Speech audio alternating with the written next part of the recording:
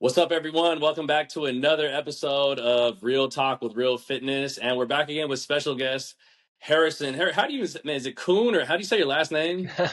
I say Exactly I like don't want to Kuhn. last butcher time. it. I don't Kuhn, know. I Kuhn. say Kuhn. I'm not sure that that's right, honestly. I think even people in my own family say different things. So I go with Kuhn. Kuhn All though. right, This is So whatever Harrison you want Kuhn. to do is good. Harrison this is Kuhn. twice now. We did the same thing. Yeah, we did. Yeah. Yes, we're here with Yeah, with uh exactly. with Harrison Kuhn, our resident athletic trainer at Real Fitness, and he has his own practice. So basically, he deals with all things injuries. But I'll let Harrison kind of introduce himself and further explain what he does, who he works with, so you can better understand what an athletic trainer is before we get into things. Yeah, thank you. Yeah. I mean, athletic trainer is kind of confusing because when you hear athletic trainer, if you don't have experience with an athletic trainer, you just think it's someone who trains athletes. So it's not so much that I'm doing, high level strength training and, plyometric training. It's more of what we do is it is a rehabilitative role. It is an injury specialist role. So if you ever watch, football game, today's Sunday, football's on, if people are, watching football games, someone gets hurt, the first person that runs out there to check on the athlete, that's an athletic trainer. So you kind of see injuries from the moment that they happen, and then you help rehabilitate that athlete from that day all the way to the day that they can play again. I went into Mhm. private practice like 7 years ago, out of that system into more of a system where I could help anybody, not just athletes. And so what I do now is basically helping people that have typically failed a lot of other types of treatment. So they've tried the doctor route, they've tried maybe chiropractor or acupuncture or massage therapy or physical therapy or all the above, and nothing's really worked out for them to have like long term success. So that's usually the person that finds me, and then I help assess where they're at and help them, start to improve their movement, improve their symptoms, and get back to doing hopefully some sort of active lifestyle, right? Whether that's, surfing or golfing or, taking classes at Real Fitness or whatever they like to do. I help kind of facilitate that rehab back from, painful state to a high level performing athlete or just person.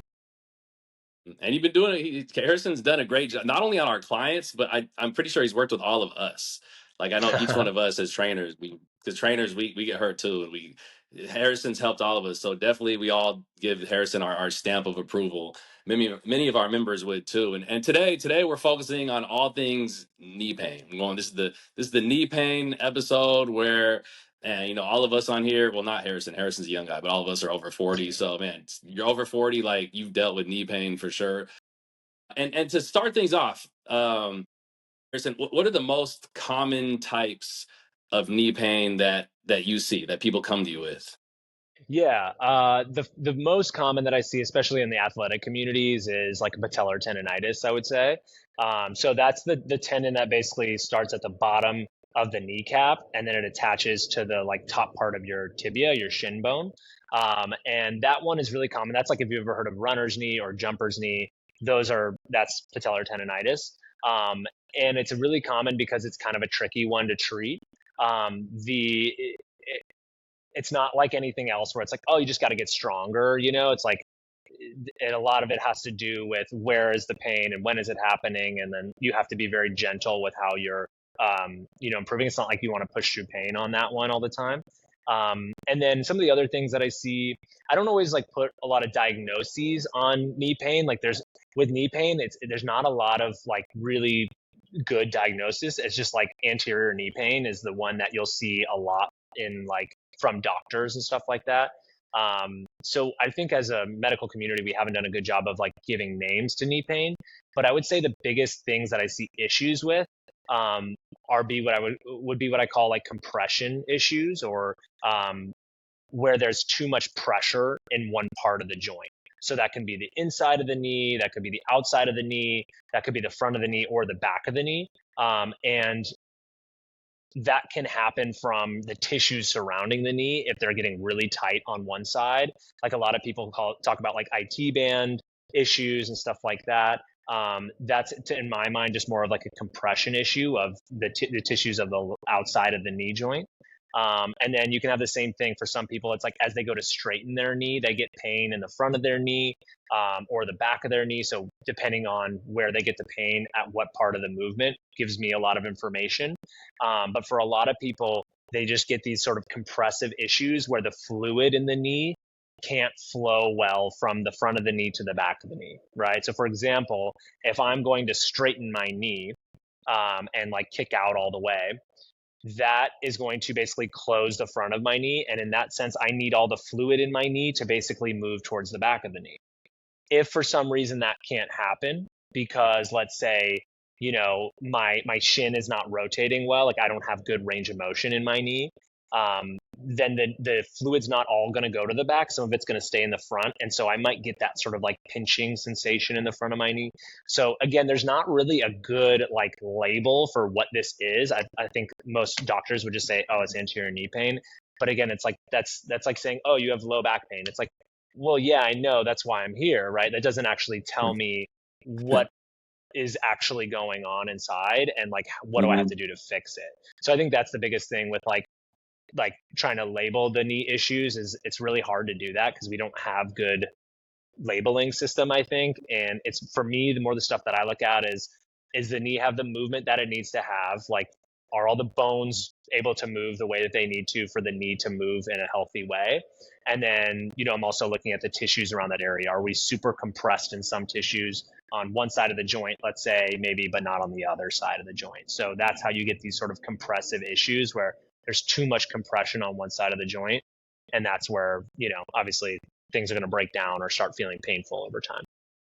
With these common issues, like especially these like compression pain related issues, and taking like us as Real Fitness, the gym, where we have a lot of kind of like people come in, they're doing some group classes, they're doing some strength training, and maybe they might be playing some rec sports. In that kind of crowd, what are like some of the common causes when you see people like that with these knee pain? Like, what do you usually see of like, oh, I guess my hypothesis is this is what's causing these things. Yeah, it's a good question. I mean, I think some of it has to do with their activities, but a lot of it with knee pain has to do with their anatomy, even more so. So, like, for example, ankle range of motion and hip range of motion is a really big deal with these issues. So, if somebody can't bend their ankle at all, like they just have no ankle bend, it's going to be really hard for them to have a happy knee. You know what I mean? Because for that knee to bend fully, safely and happily, that ankle has to bend really well too. So if somebody doesn't have an ankle that's working well, like that can cause a lot of issues, or if they have a really stiff foot, for example. And then the same thing at the hip. If they have a hip that can't internally rotate or externally rotate or bend, it's going to be really hard for the knee to be happy. So the knee is kind of one of those joints that very much relies on the joints around it. So I would say before you even take into account what someone's activity level is, and like this is for the members of the gym, like it might not be what you're doing is wrong, right? Like it might not be that the workout that you're doing at the gym is bad or anything like that. It just might not be right for you based on your anatomical limitations, basically, like where you don't have good movement. If I had to answer the activities part of that question, impact stuff can be really tough for people. Like I think people don't always do a great job of handling the forces of the ground when they leave the ground and then return. So like plyometrics, basically box jumps, hopping, stuff like that, is more likely to go to someone's knee if they aren't strong or well equipped to handle those forces in and around the ankle, in and around the hip, and in and around the knee. Hmm. So that kind of I have a stuff is the question. hardest. But yeah, go ahead, Mike.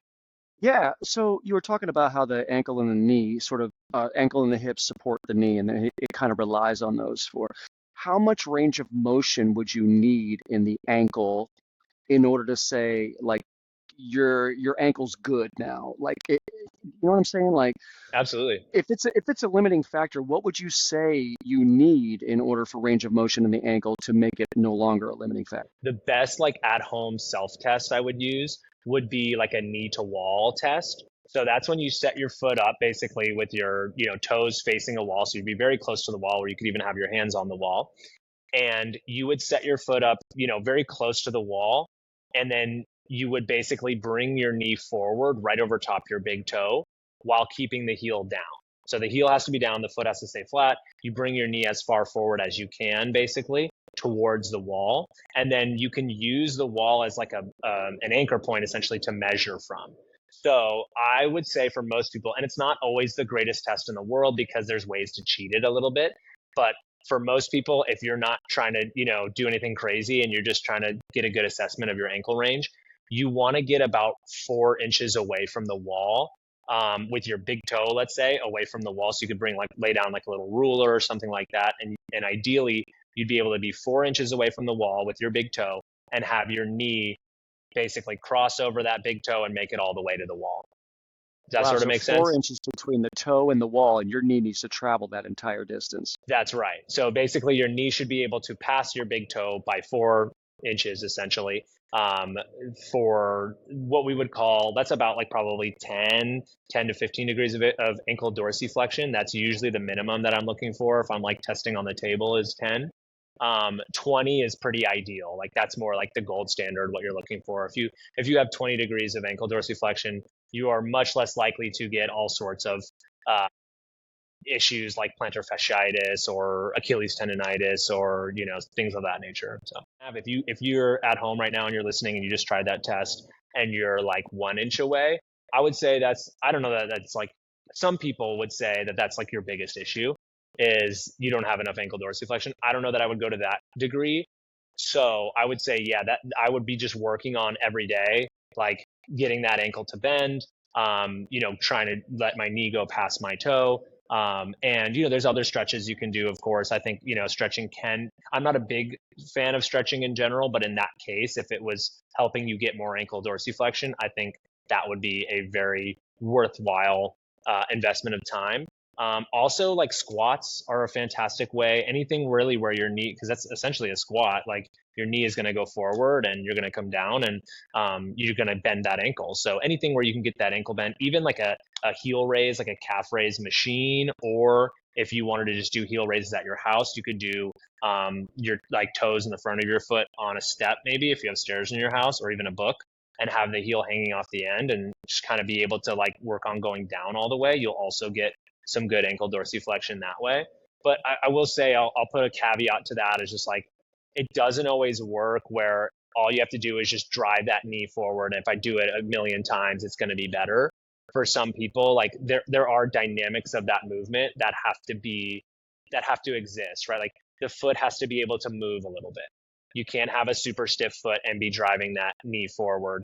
Like ideally, that foot needs to be able to move, and by that I mean the inside of the foot needs to be able to pronate, and sort of the arch needs to be able to fall a little bit, right? Like that's a healthy thing in order to have that knee come forward. Same thing with your shin. If your shin isn't rotating inward a little bit as that happens, that's also going to cause some discomfort probably, or just like you're either going to be very limited and not be able to get farther, or you're going to have a good amount of discomfort in the knee. And that's kind of what I was talking about earlier with some of these compression type stuff, is if your knee doesn't have good range of motion, like in that, I mean, if your tibia can't move and I'm trying to, bend my knee, which my tibia needs to turn inward and it can't do that, it stays outward, and I try to bend my knee, it's going to hurt every time. And it doesn't matter how many exercises I do if I'm not actually working on that joint mobility, essentially. Yeah. Oh, Hopefully that makes sense. I that know. sounds Sorry, I awful. just kind of spewed a lot at you. But I guess Yeah. all that to say, it's like it's not like this one thing, this one assessment, this one exercise would be this magic thing Yeah. that like no matter what will take care of all of your problems. It's a great thing to do and a good thing to be working on, especially like as a prep for maybe a squat. And then the squat is even better because it's going to be loaded. The heel raise is going to be better because it's going to be loaded. But just to say, like, it's not always as simple as saying that sometimes. And if someone's already tried that at home and they're saying, well, I already tried that and my knee still hurts, I guess I just trying to add some color to that person who's listening right now and wondering, well, I already did that. I have great, ankle. And it's like, okay, well, are you getting it the right way? I guess that's the question. Yeah. Yeah, you see all over social media, there's tons of ways to like stretch this and stretch that, and like negatives and things like that to work the knees and all of that, and a lot of people resort to these things in social media as sort of like quick fixes or something along those lines. What's your opinion on that? Is that something you think that is cool to do, or you're like, well, you maybe should consider seeing somebody that's a little bit more of a professional in person type thing? Yeah. Um, I think if you know somebody, or you have a good referral or something for somebody who is an expert, I mean, I think that's a great thing to do, just because it's like you don't know what you might be doing otherwise, and if you can just get the right answer right off the bat, like why not start there? But I do think in terms of like social media as a whole, is that kind of what you're asking?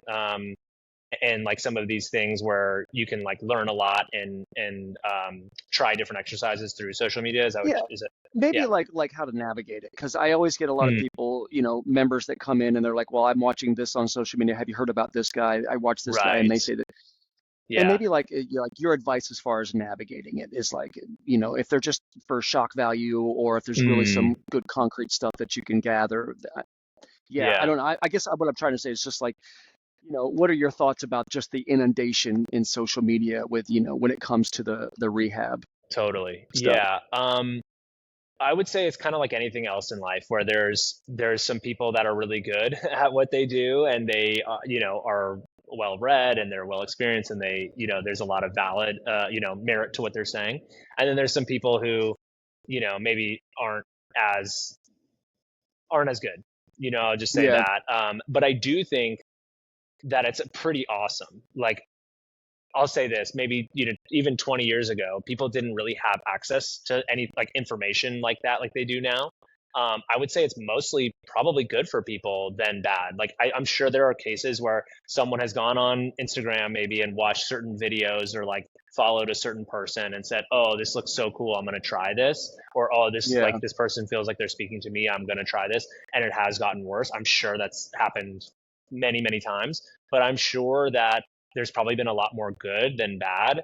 And I think for people to have like a little bit of agency in their own lives, and like in the way that they like can try to like heal themselves, I think is fantastic. I don't think people should be sitting there waiting for a doctor to come save them. And I think Instagram kind of helps people feel like, okay, I might be able to do this on my own. And even if it doesn't like fix their problem fully, if it gets them moving and like trying some new stuff and moving in some different ways, like I think it's a heck of a lot better than doing nothing. So I would say generally my feeling on it is pretty positive. I think it's fantastic that if somebody has the desire to, it's not that hard for them to be able to get online and like find something. And like I said, it might not work.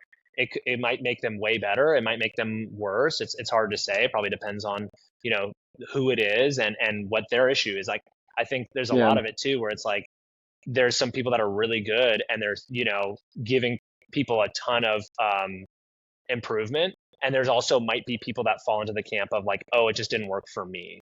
So I think that's it, because again, like I said, everyone's anatomy is different. you know unless you're getting individually assessed on what your range of motion is, where you move well, where you don't, what muscles are activating well with your nervous system, which aren't, like it's none of it is going to be 100% success rate. But I think, yeah, if for the most part, if somebody can like who normally wouldn't do anything, they would just stay at home or just like try to like talk to a doctor or something like that. I think it's fantastic that someone can go online and be working on something within 10 minutes, to try to help themselves. I think that's really good for people to kind of like give them the power back a little bit, and try to do something to help them. And if it doesn't work out, there's always people like me out there who yeah. can take a closer look. So And now with Chat GPT, it's like yeah, right. I If mean, you know how there's to the and ask, like world is really now your oyster. yeah, right, and I if you think know how there's to a ask lot the of right valid stuff. questions.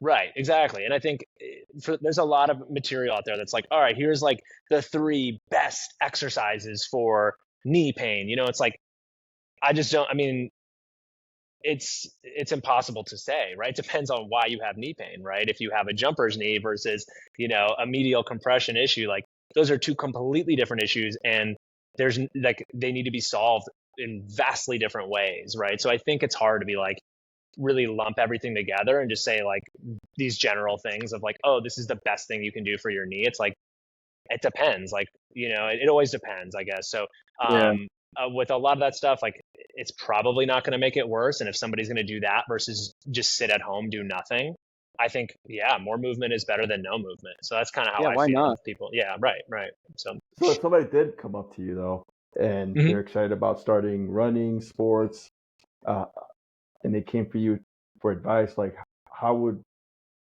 to avoid any knee situation because I'm over 40, but I want to play this sport, or I want to start running. My question is, what can I do to avoid any knee situation? Or, Yeah. I mean, the best 'cause way would be just to not run at all. Don't do it. That would No, be I'm my kidding. advice. Just don't Yeah, do right. that. Yeah.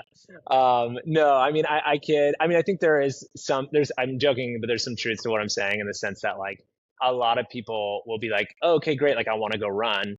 And I mean, of the options that we have at our disposal here, as, movement professionals, I think it's like one of the worst options, probably like right off the bat, especially if somebody's like, well, I'm like 40 pounds heavier than I want to be. Like, I want to get back in shape. I think that's the classic get back in shape. Like, oh, I'm just going to go run. I think, Right. and probably that's because you, again, have a lot of agency in that. Like, you don't need a bunch of equipment. You don't need, anything like literally just a pair of shoes and go outside and go, which is great for people to have that like ability to just like not have to rely on anything or like make a crazy investment. But at the same time, I think it's so much ground reaction force, and there's a lot of things you can do. To your question, Lucho, I'll start kind of sharing like what I would be doing if somebody asked me that question, what I would share with them. But I do think it is a higher risk activity, and you can't take away the ground reaction force. That's going to be there. So the only thing you can do is prepare yourself as well as possible to deal with that ground reaction force. And by that I just mean like every time your foot hits the ground, you have, your body weight, gravity pushing down on you, and you're landing on one leg in a split second, so there's a lot of forces that are traveling up from the ground through your foot up into your hip and above, every step you take, right? So you need to be able to prepare your tissues for that kind of load. So strength stuff is obviously very helpful, right? Like making sure you have strong quads and hamstrings and calves, and like, I would say for most runners, I'm like, if you can't do like 25 pretty good quality single leg heel raises, that's probably a problem, and we're probably going to have some difficulties there. I think, feet, ankle, calf is like very important for running, because it's like that's where the force starts. And so if you can't handle it well there, it's safe to assume that your knee is probably going to be next. And Um, just to real quick for the like casual non-trainer listeners. So when you say 25 heel mhm, raises, we're talking mhm, like your standard calf raise, mhm. just like are you on like a step or just on the flat ground? Even flat ground would be fine. Step would be harder, right? That's where I would, if I was like training over the period of time, I would say, yeah, you want to ideally get that full range of motion, because when you're landing, when you're running, usually your knee is going to be a little bit bent. It should be a little bit in front of your ankle. So your ankle is going to be bent, right? So being able to get yourself into a position where the ankle is bent and still be strong, as in you're doing a heel raise with your foot on a box or something and your heel can float, I think that would be better. But even just to get a broad sense of, like, we're talking about these like easy to do at home assessments, you could just do it on flat ground, and you want to do it on each leg individually, because again, like, I think when you're doing running training and you want to run, I think the more split stance and single leg stuff you can do, the better, because it's a single leg activity. Like when you're running, there should be really no time in which both feet are on the ground. So it's like, if you want to run, your training should adequately reflect those goals, and you should be doing a lot of single leg stuff. So in this case, that would be a single leg heel raise where, yeah, basically you're starting on flat ground. You might have your hands on a wall for support, and you're just basically pushing through your big toe and letting your big toe bend, driving your heel up as high as it will go, and then letting it come back down. And usually you do like 1 second up, 1 second down, and you're just trying to get as many of those as you can. For most people, they might be able to get to 25, but they might stop doing full range of motion. Like they can't get to nearly the top. They might not even be able to get halfway by like the 10th rep. So like being honest with yourself and understanding where you're at there is a good idea.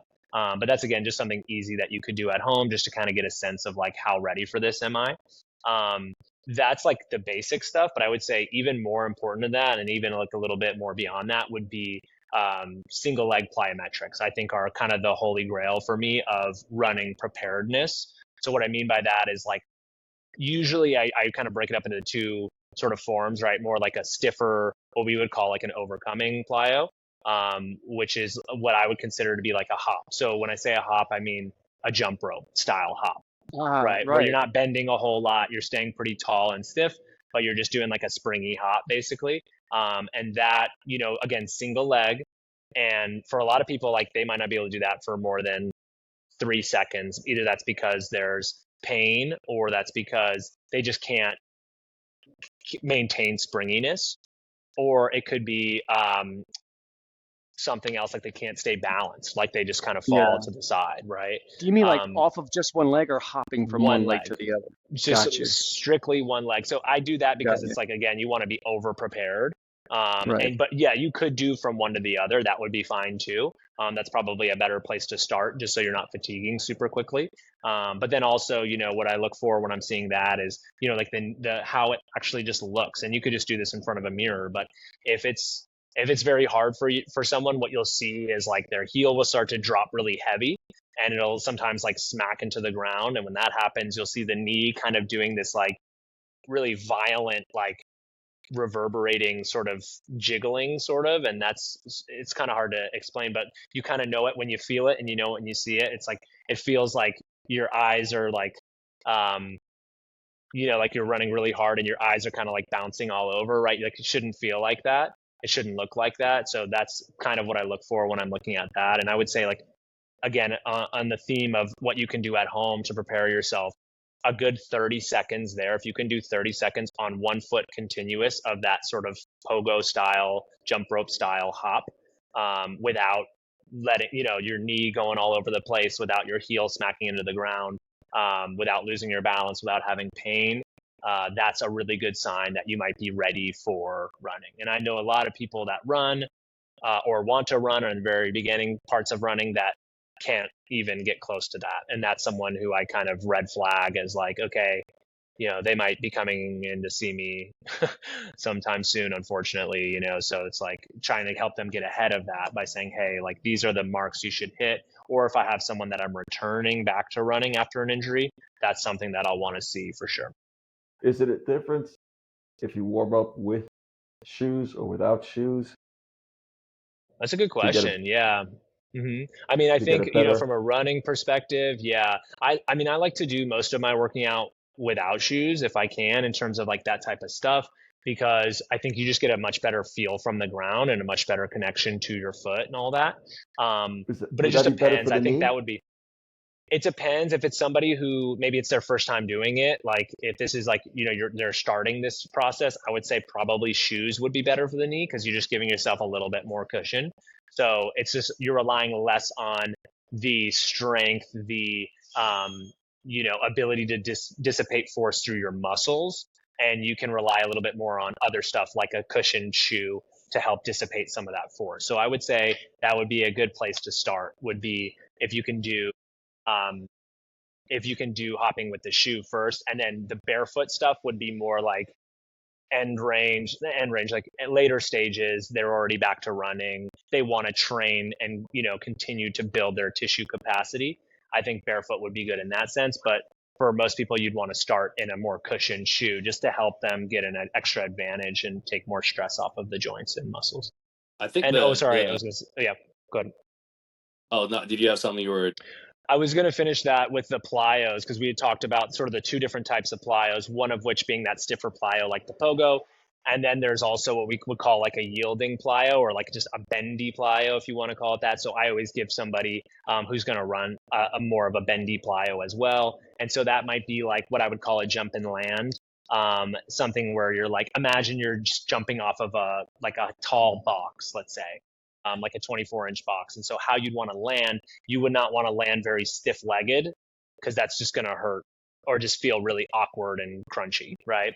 So you'd want to be able to bend a little bit at your ankles, knees, hips to sort of absorb that force, right? Like if you're jumping off that box, you almost want to land in like sort of a bent crouch position, so that you can, again, use your muscles, use your joints to kind of like disperse that force a little bit better. So I'll give somebody something like that, like a single leg jump and land. I think Mike and I might be able to go through some of this stuff later, and we might try to, Yeah, show some absolutely. video on all this stuff. So everyone who's watching, if they want to get on YouTube and watch there, they can see more specifics of like what that movement would look like. But I think, just for in general, to answer the question about like how to prepare people for running, it would be, number one, make sure they're getting some basic strength in the muscles around the feet, ankles, knees. And that would be, like we talked about, the heel raises, maybe some squats, things of that nature. And then number two would be the more plyometric type stuff. So they would get the stiffer like pogo hops, and then like a bendy plyo, like a jump. Do you recommend throwing in like skater hops, like lateral type things, or any kind of rotating type of things, or just if you're going to run, stay more in just the sagittal plane? Yeah, I think that's totally fine. I think that's a good thing to do. That would be, again, maybe something like more towards the later stages of like as someone's getting pretty good at, these exercises and getting back to running. I think it's fantastic to train in all planes, any sort of like lateral movement you can do, rotational movement you can do. Because when you're running, there is aspects of all the planes. The sagittal plane where you're going forward, there's a little bit of lateral movement too, as your, pelvis is kind of going a little side to side as it goes over your left foot and then your right foot and then your left foot, and then a little bit of rotational movement. Obviously, your arms are swinging, one leg's back, the other leg's forward. So anytime you can train in multiple planes is a great thing, and that's usually more of like as someone gets more and more progressed, we'll start exploring more three-dimensional movements like that. But yeah, I think that would be a great one to do for sure. Harrison, you said to avoid running, right? Yeah. Okay, that stayed in me right now in this conversation. When you say that, and it's just because of the way the terrain is set up with concrete, and it's not forgiving, and everybody's just vibrating through their body when they're landing. So really, there's no perfect landscape for running. We're not meant to be running every day. Are we just meant to be just more walking and moving without putting a lot of repetitive uh, uh, impacts on concrete or solid ground? Because people do that, and a lot of people do that for their. I think one of the main things that I've heard from people when I would train them that why they run is because that their mind goes somewhere else. They get into a zone, right? But Yeah. then they're sacrificing for a benefit that later on is going to bite them in the ass because now they got knee problems. So, So so is it yeah. is it re-educating society, letting them know that we're humans, we're not meant to run every day, or we're not meant to run so many miles a week? Uh, Mhm. Yeah. Shoes. You got shoes that they say that the flatter the soil, the better for the foot, and then you got more with cushions. So we got so much variables Mhm. to Yeah, market it's this great. lifestyle, but this lifestyle is really at the end doing damage to your knee at the long run when you're 76 and you're running for 30 years, and then somebody finally tells you you shouldn't have been running for 30 years because it's not really great for humans. It's a great So, question. I'm glad you asked it because it gives me a chance to sort of clarify. I don't think running is like inherently bad. I don't think it's bad for humans. I mean, obviously, we can do it, and we've been doing it for thousands of years, so I think it's not inherently bad. I think it's fine to do. I think why I said that is because for people who haven't done it for, let's say, 15 to 30 years, who are just like, oh yeah, I used to do this in high school, and I just pick it up. Like I got shoes at, on Amazon, and like I'm good to go. Here we go. I think it's just, again, not so much that the running itself is bad. I think, or that any movement or any type of movement is bad. I just look always at risk versus reward, and I look always at the individual person and think about their capacity and like what are they capable of, what are they trained for thus far, right? So I guess what I mean by that is there's a lot of different options if somebody wants to get like a cardiovascular exercise in, that would be a lot less stress on the joints and a lot less impact, right? Like biking or swimming or the row or, the ski or like all those things. They don't have their body leaving the ground and then returning, hundreds or thousands of times. So I think that's sort of what I mean by that is just like if somebody is, let's say somebody is well prepared, they're doing all this stuff we just talked about. They're doing the strength work. They're doing some plyometric training. I think, and they're being smart about how they gradually return or like gradually start a running program. They're not just like, all right, great. Like I'm going to go run 10 miles on the first day. I think that's totally fine. If they're going to be smart about it, if they're going to train well, like I think people should run. I think running is fantastic. I think sprinting is fantastic. I just think a lot of people see that as the easiest entry point to exercise. And if they haven't done exercise or they haven't trained their body in other ways, it's one of the like most dangerous probably to start up with. Does that make sense? Yeah, yeah. Because Yeah. well, we've always been running, but before we ran for survival, right? Hmm. Hunting. Yeah. Now we run for recreational and Right. fitness, but how But we much is never too much? stopped running back then. I No. think that was the biggest thing is like, let's say, Lucho 3,000 years ago at age whatever can 50 or older can run no problem, but Lucho has always ran. Lucho ran when he was 40 whatever. Lucho ran when he was 30 whatever. Lucho has run since he was able to run at 4 years old or whatever, right? I think the problem is we run through grade school, whatever, high school, and then we stop and we go to college or we get a job and we're at a desk for 20 years. And then we look at ourselves and we're like, oh no, I need to do something. I need to get myself in shape. Well, I know how to run. Let me do that. Right. So I think if you're continuing to run and that's like a stress that's not novel to your body, that's like a stress that your body's used to and you do all the time, it's fantastic. There's nothing wrong with that. I think, yeah, there's inherently more load to the joint associated with that type of activity, but if your body is equipped to handle it, it shouldn't be a problem. I know people that run well into their 70s and even some into their 80s, um, and aren't having pain or anything like that. But I think it's just that's sort of what I mean is if we stop doing it for 20 years and we add 20 to 60 pounds of extra load on the joints and then we try to do it again, it just creates an opportunity for higher risk. That's all. Disaster. Yeah. Yeah, Yeah. just don't run a marathon, after you're 40 if you've never run before because it's a bucket list thing or something like that. It's like find Totally. something else. Yeah, yeah. Or What, or what do you just what Yeah, do you I think would take about? your say time and start and like give yourself a year to ramp Sure. up. Do a good Yeah. like come to Real Fitness, get a good personal trainer, start building your strength, start building your plyometric capacity, then There start you your go. running program after that for you've been building your strength for a couple months. Now I'm going to start doing, maybe 4 miles a week, 4 days a week. I'm just doing 1 mile at like a pretty, just build over time. Like Right. there's Be like smart about it. ways to be smart. It's just like anything else. Like if somebody hadn't done resistance training before and they saw their friend, squatting 225, it's like, okay, well, you shouldn't get under the bar and do 225 until like, let's see, can you squat even without any weight first? How does that Yeah. look?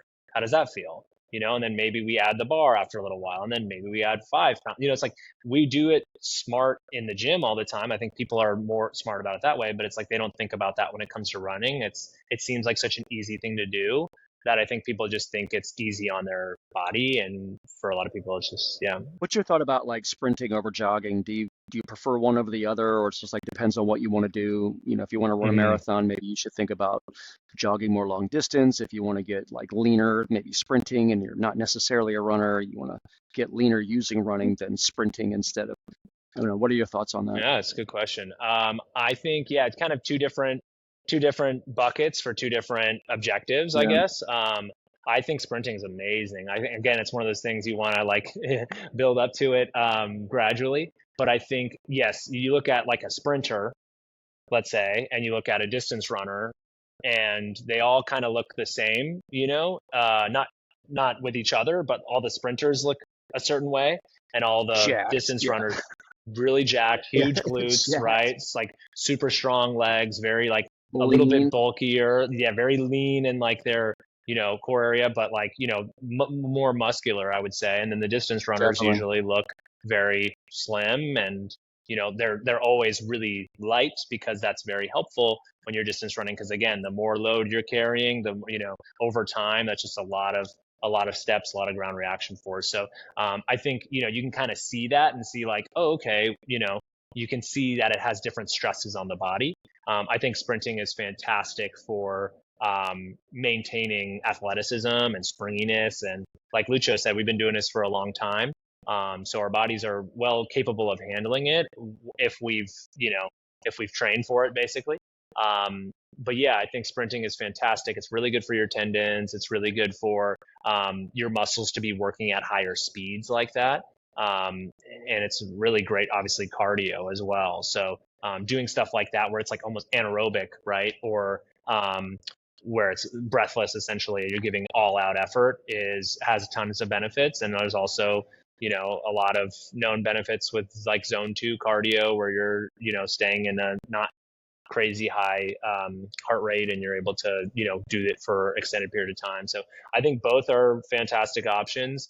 I personally prefer sprinting. I think I get a lot more out of it in a shorter amount of time. It's also just a personal thing. Like I just don't necessarily love running for distance, but there's absolutely benefits to both of them, and they're just different. Yeah. Yeah, I think the kind of like reframing, and not to make this whole thing about like we're gonna bash on running, but I think reframing running is Yeah. definitely something that would be very, very helpful for the general public. Because I think as trainers, I mean, I've physically seen where people will walk into the real fitness and they will talk about how they want to do, let's say, classes or something, and they'll see it going on, and maybe there's someone doing a box jump, and one of the things I'm not ready for that. I'm not there yet.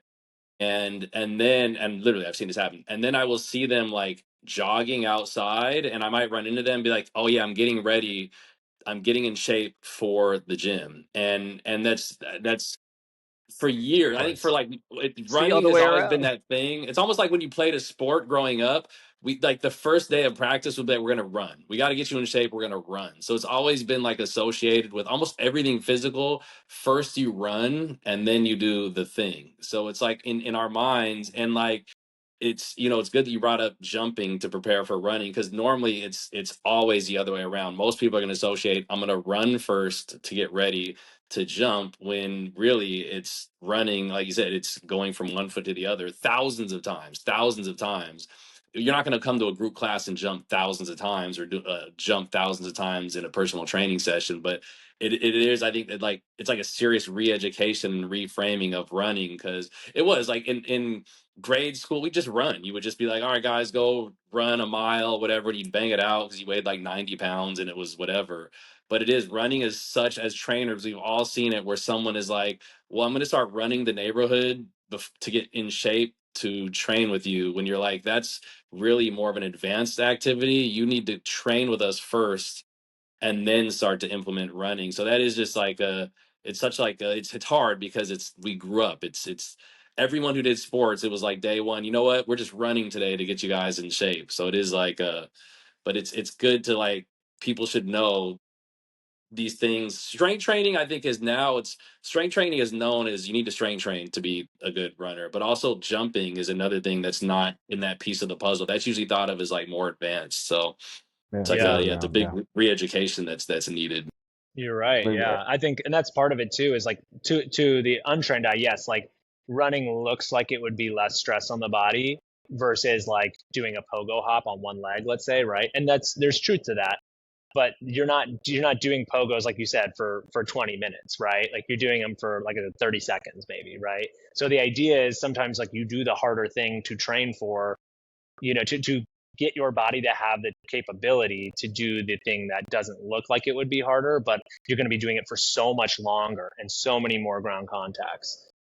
So yeah, I think you're right, but I think that's also very much up to us to start sharing that with people, because it's like you said, we've all done it, we've all ran before, so it feels like and for a lot of people, maybe they've never done a squat before or a deadlift, and that feels way scarier than running, because it's like, well, oh, I know running, I've done running. So I think, yeah, it's up to us really to help educate our clients and the people that, there's a lot that you can do to prepare yourself for that. And if you don't do that and you're trying to do running and then do other stuff, like to our point, like it's kind of in a reverse order. is there? I Oh, I had go ahead. I have a question kind of going off of what Lucho had said, but before that, I just wanted to point out, I just thought about this, but so my dad is 6'2", he was usually like north of 200 pounds, 210, 215, maybe 220. But for the last, and he's 70, what, 72, I think. For the last few years, he'd been talking about needing a knee replacement. And like my dad's dad, my grandpa, he had both his knees replaced. They're bigger guys, and bigger guys just kind of have that, tend to get into knee issues. My dad was doing it, like he worked out, did various strength training, but it was just kind of this. It seemed inevitable. He's like, I'm going to need a knee replacement. He simply lost weight. He lost like I think he's down like 190 or something. He lost like maybe 20 pounds, all knee pain gone. So it's one of those things where it's also like sometimes it's like that low hanging fruit of, Hmm. we talk about all the training and all that, but literally my dad just lost weight. He started to track what he ate, and for the first time ever, and he lost weight, and now and again, it's like at the age of in your 70s, you don't want a full knee replacement.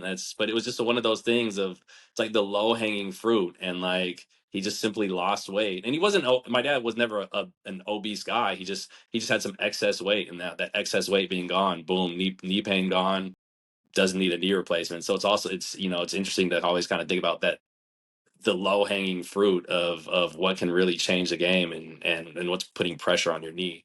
But what I wanted to kind of elaborate on with Lucho's original question of kind of getting into uh, a fitness routine of, if I want to avoid knee pain. So I kind of just wanted to dig into that, because I know you said um calf raises, kind of setting a standard of 25 calf raises was kind of you're in a good place.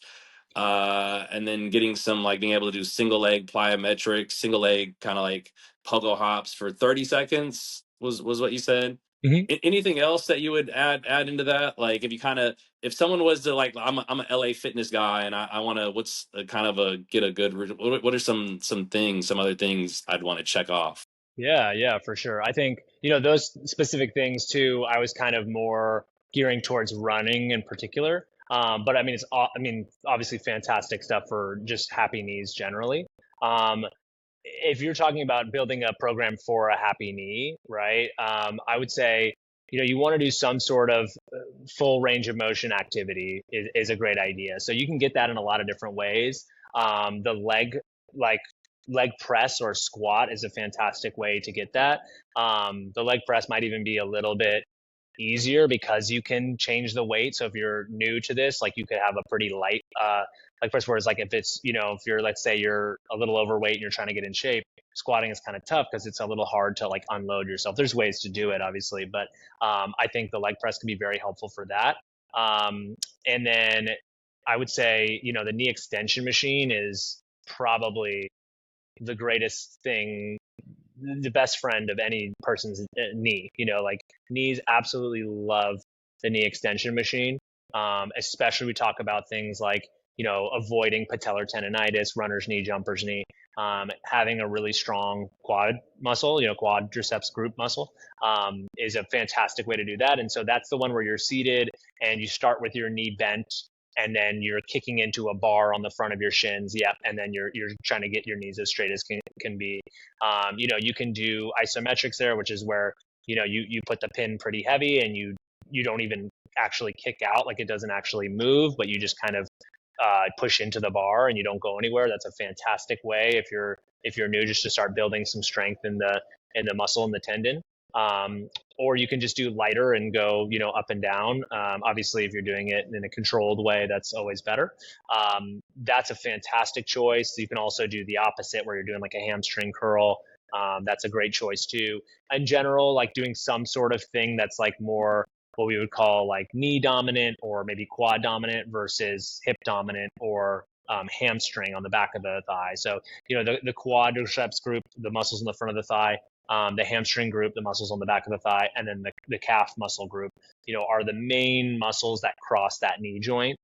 So making sure that those muscles are strong, that they can handle good amounts of load is a fantastic place to start. And And then just making if you sure that sorry, you're, and okay, nice. just a quick, like, so if you are, let's say it's someone, they got a home gym and they just got some dumbbells, what's a knee dominant exercise they could do in that situation? Yeah, for sure. I would say, anything that's more like squatty would be more knee dominant. And again, it's you can get into the weeds of like the nomenclature of all this, but essentially, if you want knee dominant, you got to let your shin move forward, right? So if somebody has dumbbells that they just got at home and they wanted to try something, I would say just try a squat to start, and then you can grab one of those dumbbells and do like a goblet squat, hold it in front of your chin or your chest, and then do some squats that way, where your goal is to be moving the shins forward as much as possible.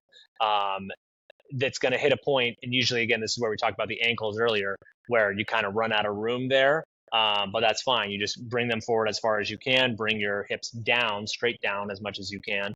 And then on the way up, push through your feet and basically bring your hips back up and forward.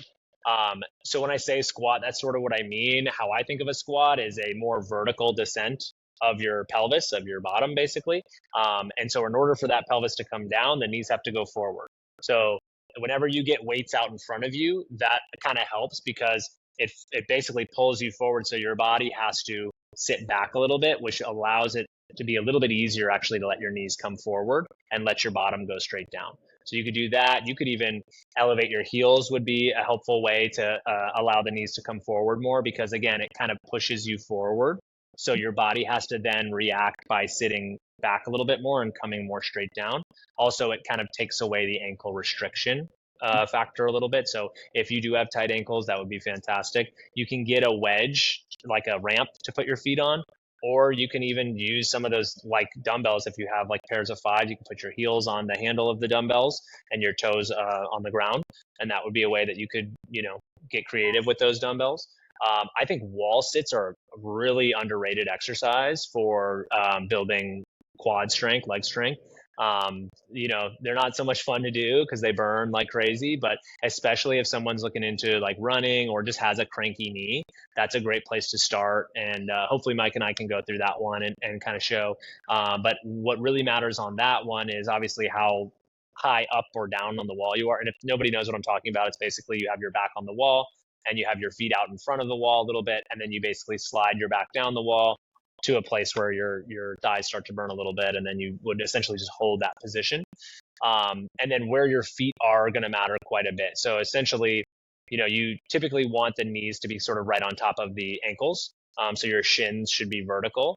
But if you have a really cranky knee, you can also do it with your feet a little bit out in front of your knee, and sometimes that will take a lot of stress off the knee. So, and this goes for you guys and other personal trainers that might be listening, is like starting with a wall sit where the feet are a little bit out in front of you. Like you can still actually get a decent quad burn if you're hanging out there long enough, and that might be the only thing someone can do to avoid like stress on the front of the knee, but still get a nice quad burn, because you're not actually like the knee's not translating forward. So that's what we call a negative shin angle, when basically the shin is tipped backward. So the knee is behind the ankle.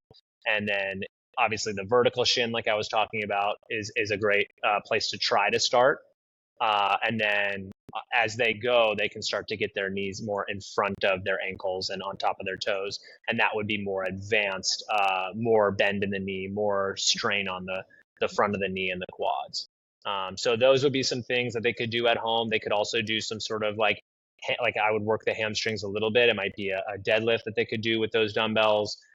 They could do some hamstring work lying down on the ground with a bent knee, just digging their heel into the ground, something like that to kind of fire up the hamstring. They can do that with a foam roller or with a slider. They can do basically bending the knee with their hips a little bit off the ground.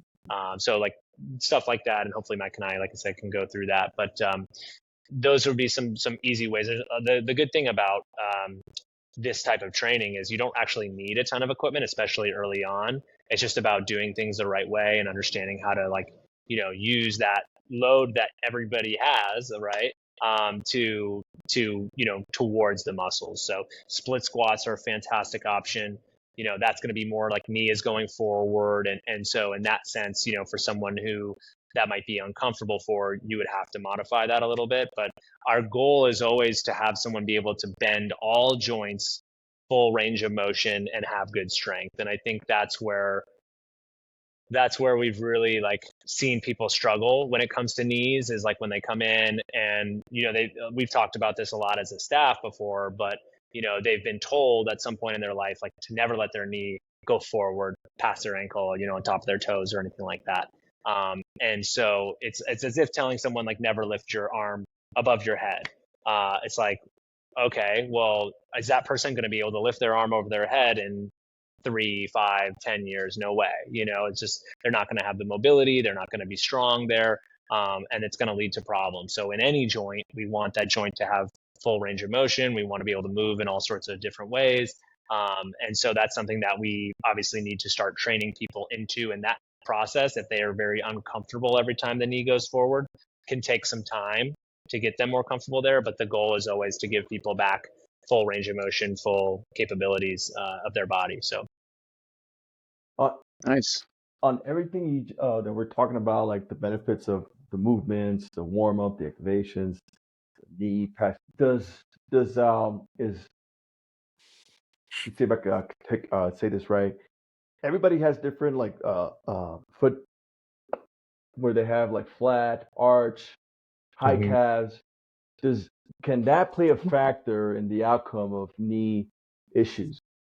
absolutely, that's a great question. Yes, someone with a higher arch is usually someone with a stiffer foot. The bones don't move as well, so that person's usually going to have a tougher time doing squatting type activities. Their ankles usually won't bend as well because in order for the knee to go forward, like I was talking about before, that arch has to sort of drop a little bit. The bones of the foot have to mobilize, and the shin has to mobilize. So somebody with a very high arched foot is usually someone with a very stiff foot, which means that the foot can't move, which means the shin's not going to move very far forward. So that person is going to have a tougher time usually, um, getting that to happen. It doesn't mean that they can't, right? It doesn't mean that they can't do this stuff. It just means that they're structurally going to have a tougher time with that. Now, there's advantages to having a higher arched foot. I'm not saying a flatter foot is better, but it's just like, the same thing with the flat foot, right? The flat foot is going to have an easier time getting that mobility. They're usually, it's like a hypermobile foot is what I would call it.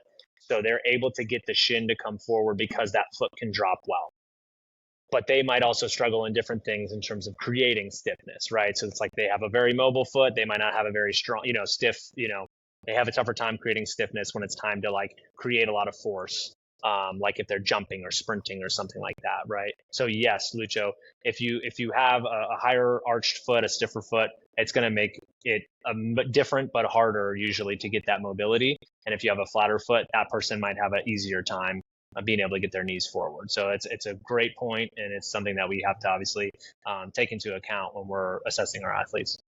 Yeah, we got Yeah, to. I would just add, like I fail like every ankle mobility drill ever. Like whenever I've been at like personal training seminars and I'm terrible. Like I don't even know. I think I can have my foot against the wall and push my knee and tap, but I definitely can't do 4 inches back. So, but I don't have knee pain. So it's just Yeah, kind of like and it's so for those out there, just know that if you do, it's not always just because you can't do something doesn't mean that it's because I'm the worst. I got the worst ankle mobility. So yeah.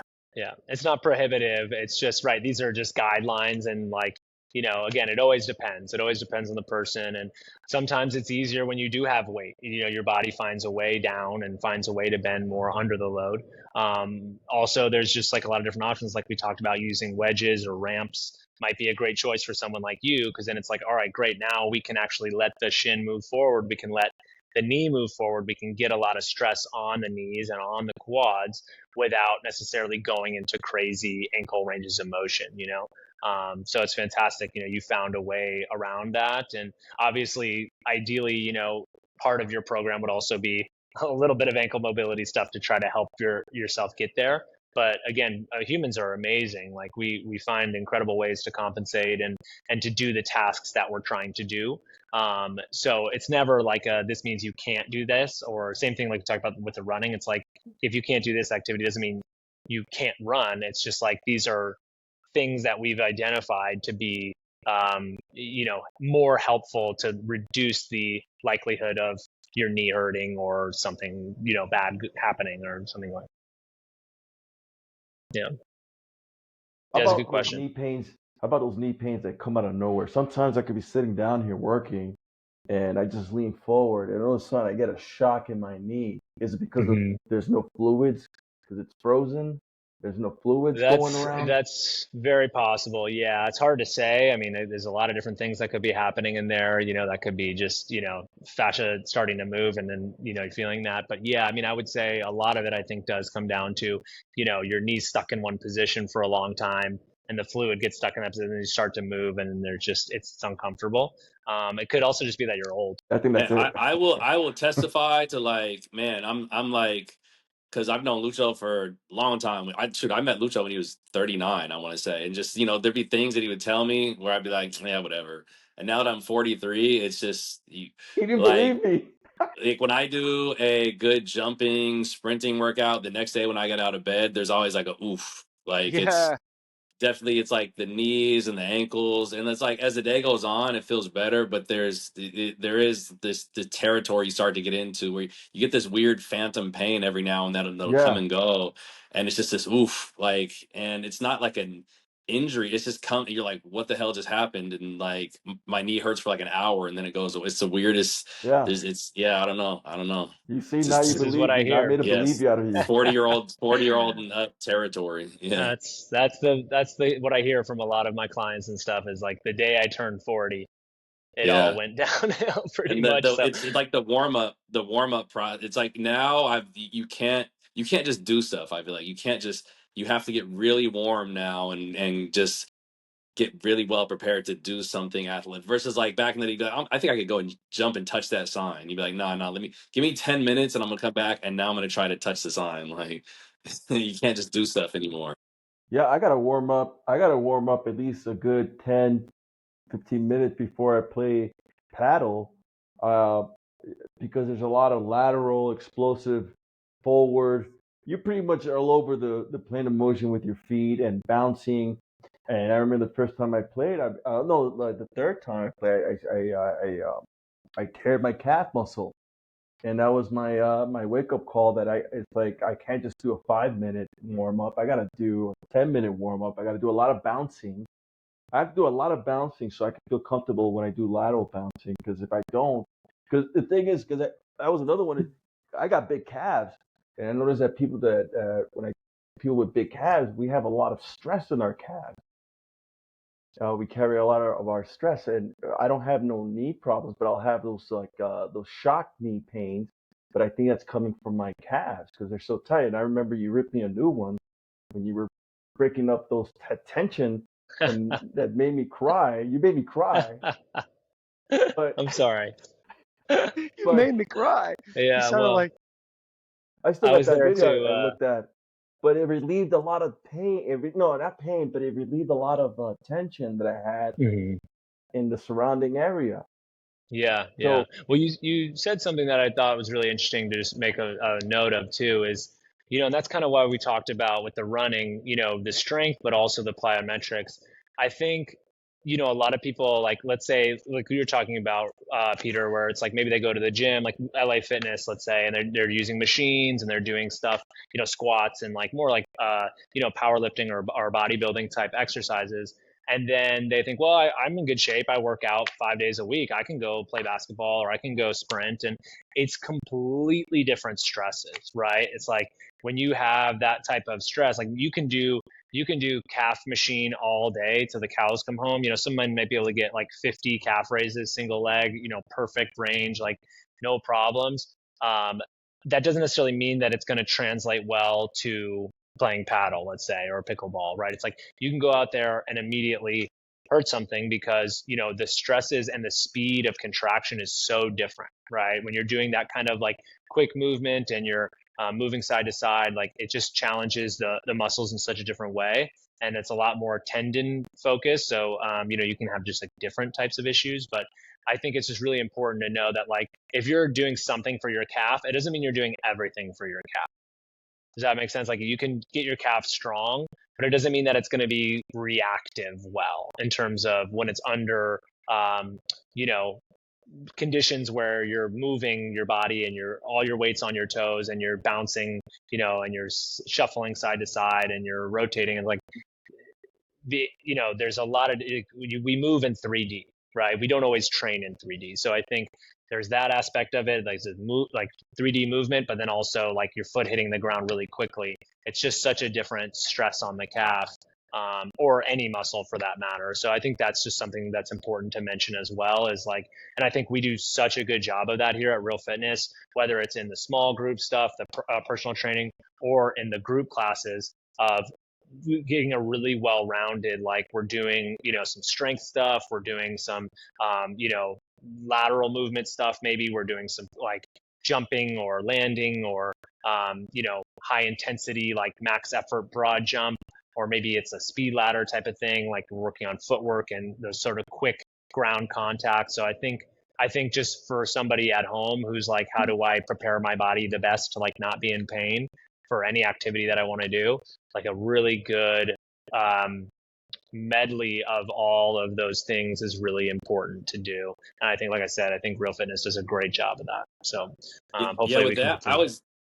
I think about it's like working the spectrums. Like, you bring up like the guy who's lifting weights and just doing just standard weights. Great for just just strength, general strength keeping. And it's like you're on, let's say this slow strength spectrum over here. But then you also want on the other end do like some fast, quick athletic stuff in similar kind of movements. Like you're doing like this slow, heavy squat. You also want to be able to jump fast in kind of a similar way. And like this spectrum, like you're doing stuff way over here on the slow, heavy end. You're also doing stuff over here on the very light, fast end. And then you bring up the movement, like where all the lifting is linear, straight up and down. Like, and then you might be jumping straight up and down. But then also it's like you want to work the spectrum of your moving in these different ways. And so it's just kind of like I think sometimes for people, you think about make sure your spectrum is like you're not just all in this one area here, but you're like doing stuff over here, here, here, here. That's like a good, well-rounded plan if you just look at it of like just it's what's that like your that old saying, don't what is it? Don't put all your eggs in one basket or Basket. whatever. Yeah. Yeah, Like that's Yeah. right. it's gotta be eggs, Diversifying. eggs everywhere, eggs Eggs Yeah. everywhere, everywhere. eggs everywhere Taste when you the train. So rainbow, right? yeah. Yeah. It's very Yeah, much yeah. like that. It's like, or everything in moderation, right? It's like, Everything in and moderation. I think, and again, or everything, if you want to go beyond moderation, fantastic. Good for you. I'm not going to hold you back. But also like, just make sure that you're having you can't just That eat only protein all the time. right. You know what I So mean? that Or Yes, you only can. carbs all the time. so that Yes, you means can. don't run every You day. Just don't can. just don't expect to go to the don't be you won't be Exactly. regular. It's It's going to just be Yeah. you'll once a week. Yeah. Yeah. But yeah, I think that's to your point, Peter. It's just a great thing to like sort of live by, and just making sure that people are getting a good variety in their training is really smart if they want to do all sorts of things in life. If they want to go jump and touch the sign or whatever, it's like if you're the person who's only strength training, like your risks go up. So again, it's all just about managing risk and Seeing it out. and rewards. Yeah. Yeah. Mhm. I Well, noticed well, that well, as we get older, as I got older, the workout keeps evolving. You know, Yeah. like I can't do the strength stuff every week. I got to do it every other week because it's like it's too much. I can feel it. It's just too much. Hmm. You know, Yeah. there was Well, I something think. one of the things that the old bodybuilders used to tell me because he was in his 70s. What's his name? I forgot his name, but he was one of the old school bodybuilders from Gold's Gym, and he was in his 70s, and all he said because he doesn't train anymore like he used to when he was in his heyday because he's in his 70s. But he said, as long as I get a good pump, I'm gonna get a good pump. I'm good. I'm good. You know, and that's what it is. It's like when I work out now, it's like as long as I get a good pump and I got my full range of motion and controlled tempo, it's like okay, I still got it. I still got it, and that keeps me happy.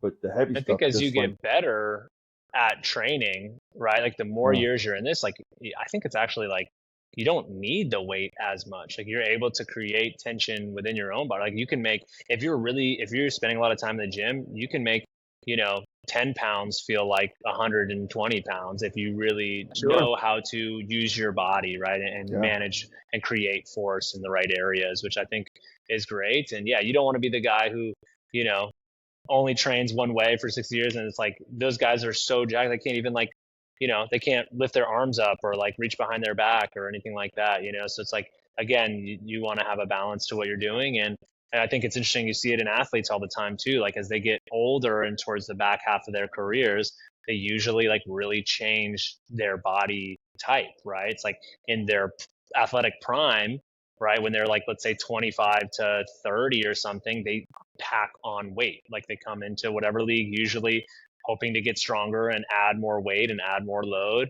And then it's like as they get towards the back half of their career, usually they start going the opposite way, right? They start trying to get leaner so they can be lighter on their joints so that they can, extend their careers, right? So I think that's really interesting. And I think there's probably a lot to that. And I think the horizon is much different for our general population of clients, right? It's like you can still get to peak strength levels at, 40, 50, even 60. It's like it's just a different timeline. Whereas an athlete, like by the time they're 40, depending on the sport, they're pretty much done. That phase out happens a lot earlier in that sense. But yeah, I mean, I think that's also a good thing for people to understand is that like, there's not one way to get strong and fat. You know what I mean? Like there's just so many different ways. And sometimes, one type of training isn't going to feel as good to your body. And that's something you got to honor and, try to do what makes you feel awesome, Right. Steve Reed, Yeah. who was a bodybuilder who played Hercules. I remember, and this was back in the 90s, where they did an interview with him because he was already, I think he was getting close to 70. And even he said it. He said that, when I was young, it was bodybuilding was my life. It was great. I could do it. But now at this age, it's like he was doing yoga. He was doing Pilates. He was doing more calisthenic stuff. So, and he was like one of those pioneers that shocked me in the 90s when he said that, because at that point it was always about bodybuilding. It was always about resistance training, and his um, commentary about changing it because of how he felt was foreign to me. But as I got older, it starts making more sense because that hunger changes, right? And the effects of the body the sensations that you feel, that is, for me, that was like alarming enough to say, you know what, let me just not keep doing this, because I remember all the old bodybuilders that never changed, that always stick to iron, and then when they reached a certain peak of their old age, they were decrepit, they couldn't walk, they were hunched over. Even Arnold, even Lou Ferrigno. I used to see all these guys, the way they looked at their past their prime, and then like you could see that they're not moving. They're stuck. They got stuck. So all this starts making more sense when I hear these things and when we're talking about these subjects, and the maturity of the body, how it gets. If you don't adapt to the body's changing, biological time, then that puts us backwards, and that's what puts us at risk. But progressive and having these types of chats hopefully brings it to the audience where they have to, they hear these key factors of like, it's not always about just this way of training. You have to evolve. Mm-hmm. Mm-hmm. This is great. Harrison, any last tidbits or anything you want to get in before because I know the next segment, Harrison and Mike are going to demonstrate some stuff, but any add-ons before we head over to the demos? No, I think that's it. I think, just for those out there listening, move your body, don't be too strict about it. Just get out there and start doing stuff. If you feel nervous about that, go seek some help. I mean, there's no better investment than investing in your health and investing in your body, because you only get one body. And when you're not healthy, man, it doesn't matter how much money you have, how much this or that. It's like life is not that awesome when you can't move well and you don't feel good in your body. So I think, it's a fantastic investment. So put that forward and put that first when you Amen can. to that. Good job. All Yeah, right. man. Harrison, thank you so much. A ton of Thank you, great Harrison. info. I hope everyone out there listening picked up some good tidbits to help you keep some healthy knees for a lifetime. So thank you, Harrison. Thank you, Harrison. Thanks for having us, guys. Appreciate it.